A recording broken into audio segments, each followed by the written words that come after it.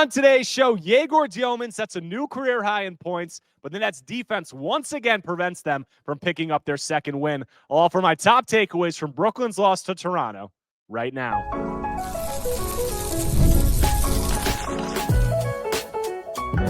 You are Locked On Nets, your daily Brooklyn Nets podcast. Part of the Locked On Podcast Network, your team every day.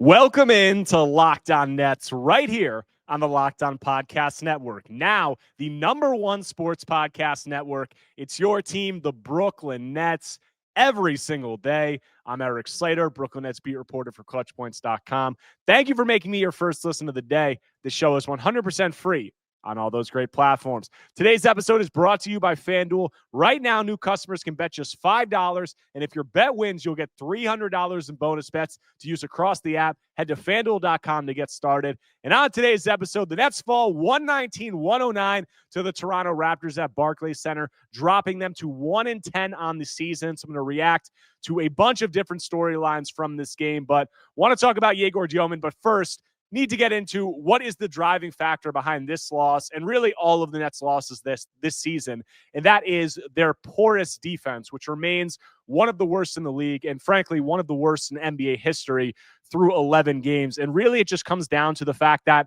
the Nets can't defend the paint whatsoever. They can't score in the paint, but they also cannot defend the paint. That has been the case all season, and it's been extremely glaring during these last three losses to the Detroit Pistons, New York Knicks, and now the Toronto Raptors. You look at it for the season, the Nets are dead last in both points allowed in the paint and points scored in the paint. They're allowing 41 per game. They're scoring 41 per game and allowing 59 per game. So that's an 18-point differential every night in points in the paint. So that is, you just can't win like that. In these last three games, it's been even more pronounced to really a historic level. Over the last three games, the Nets have been outscored 206-104 in points in the paint. Those are real numbers. Like I'm not being hyperbolic or making those up. Real numbers, 206-104 in points in the paint. And that is just unbelievable. It's unbelievable to believe that the Nets competed in any of these games, which they really didn't. I mean, the Pistons game and this Raptors game were close at points. They obviously got the doors blown off them by the Knicks, but you're just not going to win games like that. There's no way. The Nets don't have the offense. Even if you have an elite offense, you're not going to win games like that. And the Nets obviously are very far from an elite offense. You ask the question, like, what is happening defensively? Why are the Nets allowing so many points in the paint? You could boil it down as simply as just they don't have good defenders, and that is true. But you look at the scheme that the Nets are playing, they're playing a very aggressive scheme. I've talked about it since the season started. They're playing against pick and rolls. They're playing at the level, which means when the ball handler is coming off the screen, that big man, the defending big man, is right even with where the guy is setting the screen. So he's up pretty high. It's not a blitz or a hedge, but he's up really high there. Sometimes the Nets are also just trapping the ball at half court. And when you do that, the rolling big man is going to catch the ball coming downhill at an advantage, and then you need to rely on your low men, which are the guys rotating down by the basket, to provide a lot of resistance there. And you need guys who understand timing, you need guys who are very motivated, and you also need guys who are very athletic. And the Nets just don't have any of that. They're really coming up short in all of those areas. You look at this, I mean, when Nick Claxton is at the level or trapping, guarding screens a high near half court, the low men who are rotating and trying to cover these rolling big men, it's guys like Noah Clowney, MPJ, Zaire Williams, Terrence Mann, whoever else you want to say, Drake Powell. Like, they're just not guys for the most part who are equipped to be doing this. And they haven't been there in terms of the communication, in terms of the want to, in terms of the explosive athleticism. The Nets are just lacking in all of those areas, and they're just getting gashed in the paint playing this defensive coverage. And I asked Jordy about it pregame, if he was considering changing anything in this defensive coverage because of the historic amount of points Nets are allowing in the paint. And he pretty much said, no, we're not going to. We're committed to this aggressive scheme. But I want to show exactly what he said, because I think it was an interesting answer. So got a video for you right now. It's a good question. There's no negotiables here. Ball pressure and being aggressive in pick and roll. You look at the top defenses like OKC, and all those teams are able to execute multiple coverages, but for the most part, they're at the level and they pressure the ball. So if you don't want to do that, you're probably not going to be able to play for the Nets, because we're going to, be aggressive. And as we grow, we'll be able to execute multiple coverages. Right now, with our stage, we're going to stay with the basics, but there's no excuses for not protecting the rim. I think that all these teams, you can be able to be aggressive and also protect the rim. So there you have it. This is a scheme that Jordy is committed to, and I'm not saying I disagree with it. I think in the long run that he's right, but the Nets just don't have the personnel to execute this scheme, and it's been clear from a communication standpoint, from a want-to standpoint, even though I think the effort has gotten better of late, from an athleticism standpoint, they just don't have it, and they're just getting gashed in this scheme. But that raises the question of, would a scheme change even do anything? And I'm not necessarily sure. Like, if they started switching everything, might it be a little better? Maybe, but I'm not that confident because they really just don't have any point of attack defenders on this team outside of, I'd say, Nick Claxton, maybe Drake Powell. He's not there yet. He's a good defender right now. I think he's going to get a lot better, but he's still a rookie. And then Claxton, if he switches, is a pretty good point of attack defender. But outside of that, you look at the guys who are guarding at the point of attack, like Egor Demin, Terrence Mann, Zaire Williams, whoever else you want to say. Like, these guys are just not equipped to do it at a very high level. So if you change the scheme, you might be looking at a marginal improvement. And I don't really know if that's worth it. Like, Jordy's probably looking at it as, I'm going to stick with this because this is the scheme I want to play long-term. And whatever guys we have on the team right now that are going to be on the team long-term are going to get more reps and get more comfortable and gain a better understanding doing this. And that's worth more than making whatever change you make and having whatever marginal improvement, if there even would be a marginal improvement. And I agree with that thought process. And not all of these, advantages that the Nets are giving up, all the points in the paint that they're giving up are a product of the scheme. Like I said, they just can't guard people at the point of attack. Like, they just give up a ton of advantages off the dribble, and they also give up a lot of points in transition, a lot of second chance points, just all around.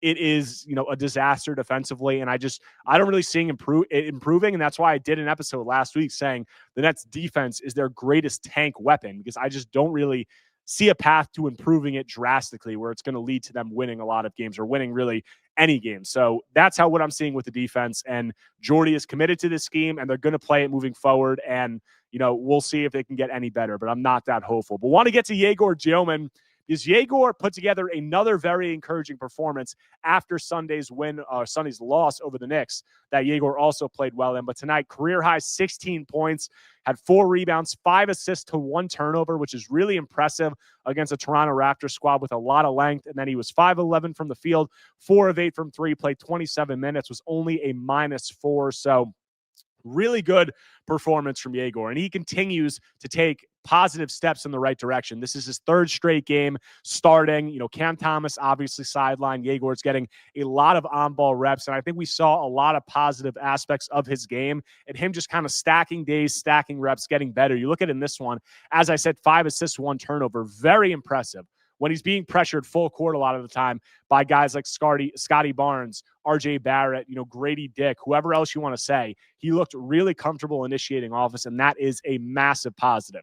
Next biggest positive, the three-point shooting, the three-point versatility. Egor obviously was really cold. He started off hot, 7-11 from 3, and then he had a stretch where he was 3 of 20, and he's gotten back into a rhythm over these last 3 games. Now you look at the overall sample size. We're 10 games in with Egor, and he's shooting 37.5% on 5 attempts per game. So that's pretty high volume, and that's really good efficiency for a rookie. So that is a resounding positive, because I said it. Egor shooting the ball, it was not a guarantee. It was a big red flag with him after he shot 27% last year at BYU, albeit on high volume. But him being able to do that and him looking like a legit shooter, which he does right now, a confident sniper who can make shots in a variety of ways, that is extremely encouraging, and that should lend him, in my opinion, to having a good floor, especially when you talk about some of the other skills, which I'm going to get to. But looking at the three-point shooting in this game, I mean, Egor hit 2 threes that I thought were really impressive. He hit one where Noah Clowney hit him on a skip pass. He hit, a pump fake, sidestep 3, splashed it. And then he had another one late in the shot clock where Michael Porter Jr. just had nothing going and was on the perimeter and threw Egor a grenade. And Egor kind of relocated through the baseline, curled around to the right wing, caught the ball, movement 3, like squared his shoulders as he caught it, and hit a 3 on the move as the shot clock expired. So the movement shooting, the shooting off the dribble, the catch and shoots, just all of it looks really good at this point, and that is a resounding positive. And Egor shooting with this kind of efficiency as a rookie over now a 10-game sample size on high volume, extremely positive. And I think it's quelling a lot of concerns about what he is going to be as a player long-term. But also, the stuff outside of the three-point shooting is improving. Like, there was a lot of headlines about Egor not attempting a 2-point shot through 5 games, and that obviously was very concerning. And there still are very real concerns about what he can do on the ball as an advantage creator, but it's getting better. Slowly but surely, it's getting better. He's starting to go to the basket. We saw a rep in this game where he was kind of like, it was kind of a semi pick and roll, not really too much of a screen set, but Scotty Barnes was guarding him and he gave him an opening and he took it really fast and he got downhill and he laid the ball in. We saw another run where Egor drove baseline and he tried to dunk over Jakob Poeltl. So that is really positive, because we know with Egor, like, the aggressiveness, it's just something we haven't really seen. So him going downhill trying to dunk over somebody, he missed it, but that's extremely positive. And you want to just see more of that. You want to see more physicality also. There are still, red flags about him. There are still concerns about him as a driver. He really can't go by anybody. Like, he's completely reliant on ball screens, and that was the case at BYU last year. His pick and roll volume was just through the roof last year. Like, he needs a pick to get by somebody, and that was, the case. Like, you look at it this game, there were multiple reps where he's getting a screen and he has a switch and he has Jakob Poeltl on him, and Jakob Poeltl does not look fast or graceful defensively by any means right now. He looked really sluggish in this game. And when Egor gets a guy like Poeltl on him, I just want to see him try. Just try to go by him. Just do something. Like, I know that he's limited as, in terms of a first step. It's not the most explosive in terms of having the tightest handle. But when you have a guy like that on you, you should be able to go by him or create some kind of advantage. And I just want to see him try. And there were a few possessions tonight where he had it and he didn't really try, and he just waited. And one of them, he ended up jacking up an extremely deep 3 late in the shot clock. Just try to add some more things to your repertoire. That is going to need to improve. But in terms of the aggressiveness, the willingness to try to touch the paint, all of that is getting better. And I talked to Egor about it after the game, and he said, I'm continuing to try to do that. Every time I touch the paint, I feel like something good happens, and we're seeing him do it more and more. It's still not where you want it to be. I mean, you look in this game, and he took 11 shots, 8 of them were threes. He was 1 of 3 on twos, but it's a step in the right direction. 3 2-point attempts in one game. One of them was a nice drive to the basket where he laid it in. Another one, a dunk attempt.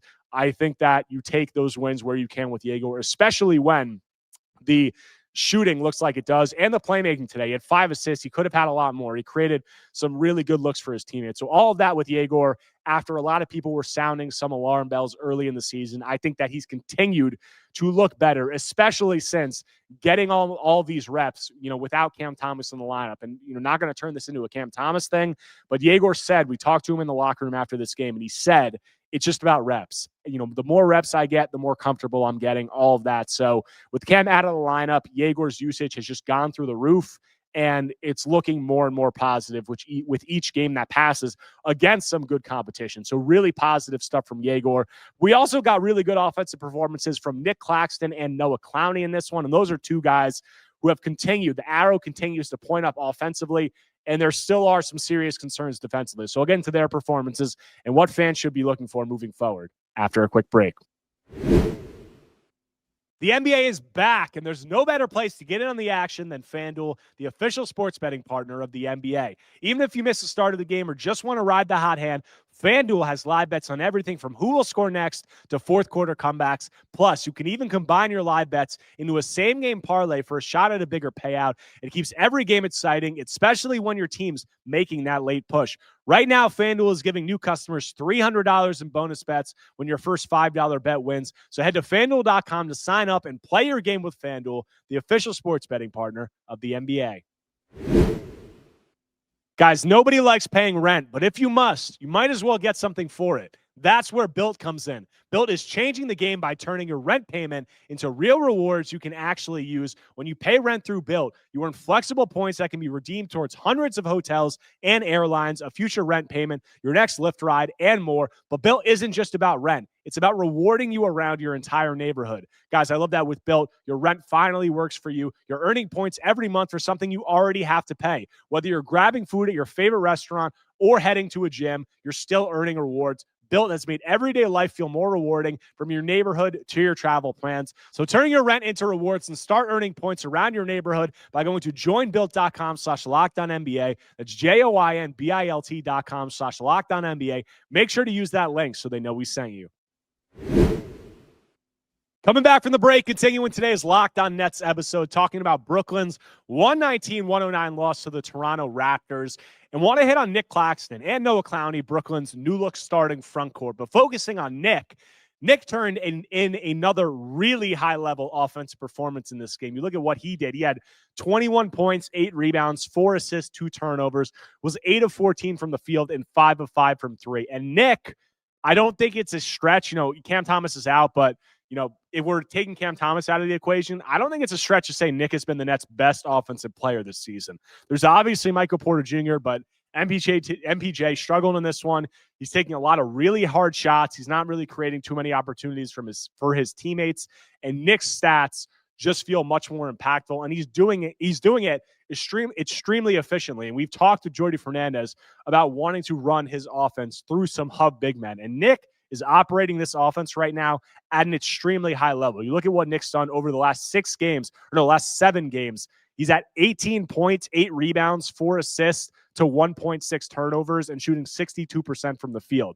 So that is extremely elite offensive efficiency. I mean, in terms of, he's really improved as a driver. Like, you look at offensive things that he's added to his repertoire, he's kind of dominating some opposing big men on drives to the basket this season. And he's obviously a quicker dude because he's a little bit slighter, so he's going to have a speed advantage on some of these big men.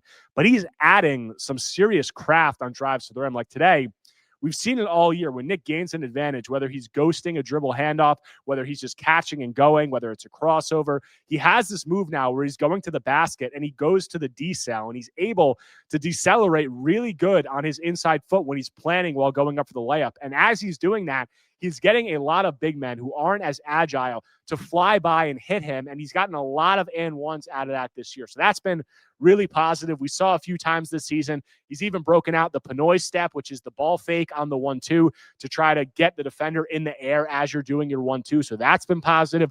Also gotten in some and ones. He had a rep today against Pirtle where he got the ball and he went in between the legs to a hezzy cross and really shook Pirtle, and he went to a decel when he didn't have to, but he missed it. But just like the driving ability, the advantage creation, and the finishing has all looked much improved this season. And then talking about just what he's doing as a hub big man when they're running some split actions or delay or whatever, you're getting MPJ on these backdoor cuts, you're getting shooters spacing out. He's operating at a really high level. I said over the last 7 games, 4.3 assists to 1.6 turnovers. Like that's just really improved stuff from Nick, and he's doing it at a really high level. And I think that, you're really seeing a lot of these things start to come, kind of come into focus and kind of mesh together with Nick. And we talked to Jordi Fernandez about it, and he said that the work that Nick has put in has been a real positive. Now, there are concerns defensively, which I'm going to get to in a minute, but I also want to talk about Noah Clowney's offensive performance before talking about them as a duo defensively. Noah put together another good offensive performance in this one. He had 18 points, 8 rebounds, 3 assists, was 4 of 9 from the field and 2 of 7 from 3, but 8 of 9 from the free throw line. And like Nick, Noah is really improved as a driver this season. And that's even more noteworthy, in my opinion, because Noah's a guy who we had serious questions about of whether he would be able to do anything outside of three-point shooting and outside of being a spot-up three-point shooter. And he was extremely limited, extremely reliant on the three-point shot. And he still is very three-point dominant. But in this one, we're seeing him go to the basket a lot more and do it a lot at a much higher level. And I think a lot of that is you're really seeing the added bulk that we talked about this offseason.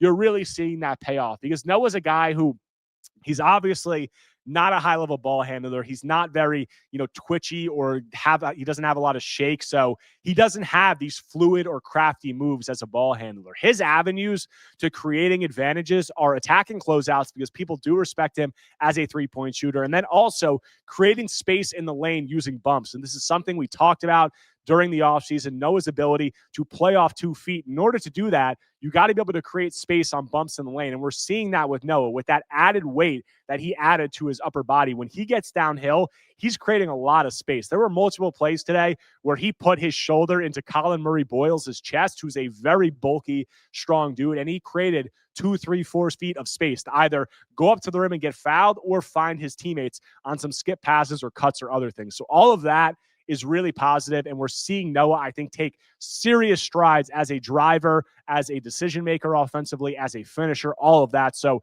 really great to see, and something that I was really concerned about last season and entering this year. and, him taking some really positive steps. Now, the caveat with this is the defense from Nick Claxton and Noah Clowney, it just needs to get better. Like, there's just not enough aggression or activity from either of these guys. If you're talking about Nick, I said in this scheme, he's playing at the level a lot, which pulls him away from the rim.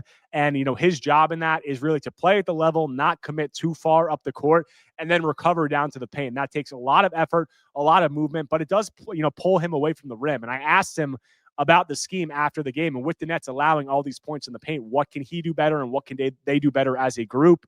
And he kind of gave me a non-answer, like we just need to be better on the low man. But he did say that, I want to be in the paint. I want to be a guy that, can contest shots and that they have to shoot over.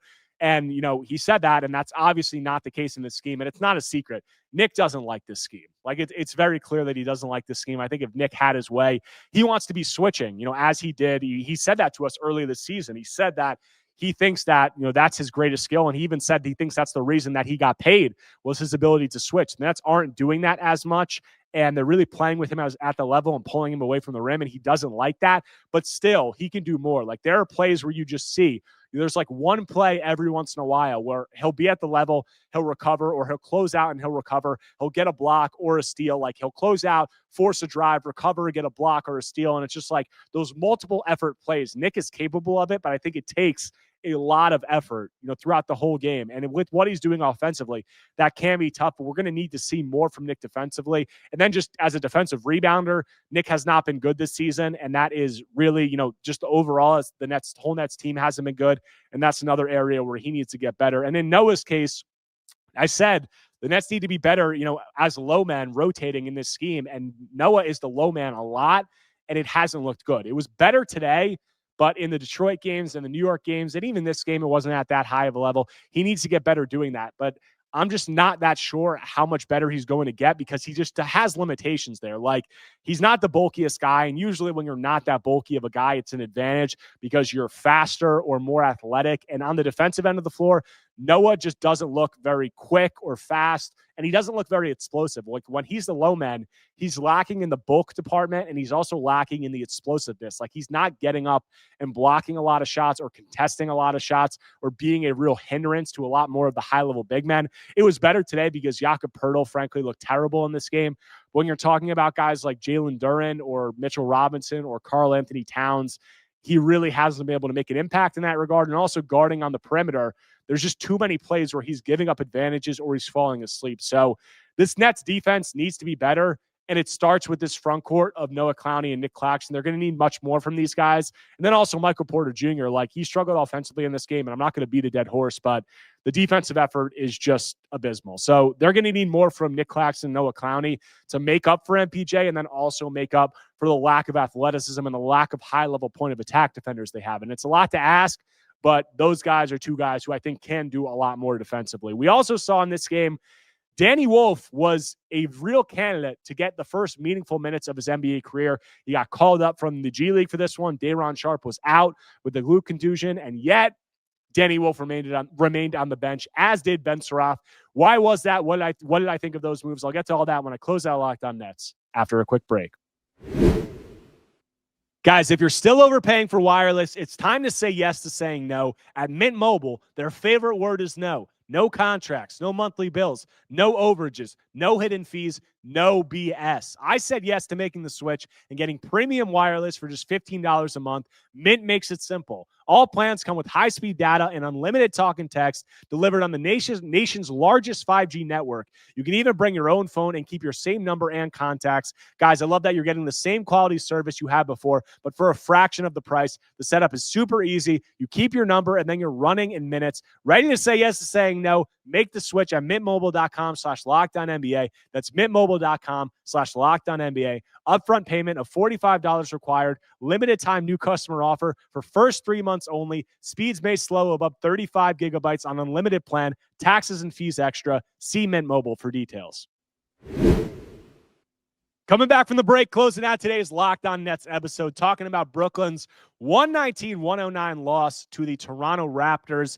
And this was a game where I did think we were going to see one of the Nets rookies, the only Nets rookie who has not played meaningful extended minutes yet, get them. And that obviously is Danny Wolf, who has not played any extended stretches in the NBA right now. He played 2 G League games this past week, but he got called up because Day'Ron Sharpe was sidelined with a glute contusion, and naturally, the Nets do not have another center behind Nick Claxton, and you think going into this game, like, it's Wolf time. We're going to see some extended minutes from Danny. Hopefully, he can provide some exciting moments, and yet Danny remains glued to the bench. He does not play until 2 minutes left in the game in garbage time. Ben Surratt, same thing. And I was pretty surprised by it. I thought that Danny was going to get some burn in this game. And I asked Jordy Fernandez why he did not play Danny and why he opted to go playing Noah Clowney extended minutes and playing him as the center with the second unit. And Jordy kind of gave me a non-answer. He said, Noah's got the experience right now. He did say the opportunities will come for everybody, but he said it's his decision and he's gone with Noah because he knows what he gets from Noah.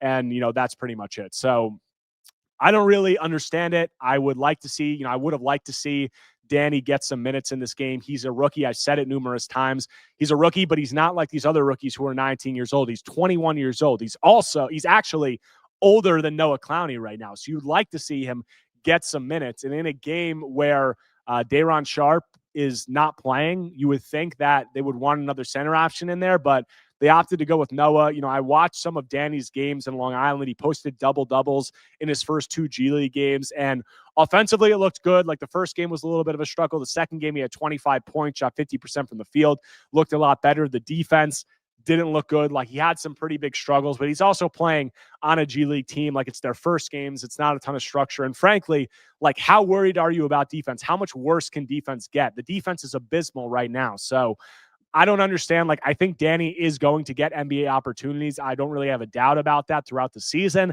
I just think this was a pretty clear spot where he should have been getting some opportunities. And same thing with Ben Surratt, honestly. Like Ben played those 5 games. He started those 5 games at point guard for the Nets the first 5 of the years. And he obviously had his struggles, but he showed some flashes and he looked good in the first 2 G League appearances. And like just with Danny and Ben together, just not playing in this game, you look at it like you have 4 guys in Terrence Mann, Zaire Williams, Jalen Wilson, and Tyrese Martin who are getting a lot of minutes. Like Terrence played 32 minutes in this game. Zaire played 17. Jalen played 16. And Tyrese Martin played 14. And it's just like, it's kind of hard for me to see those guys combined for, 90 whatever minutes or however much that is. And, watch Danny Wolf and Ben Surratt, these Nets rookie first-round picks on the bench. Because, like, Terrence, Zaire, Jalen, Tyrese, none of those guys are going to be long-term pieces for this team. Like, I like them.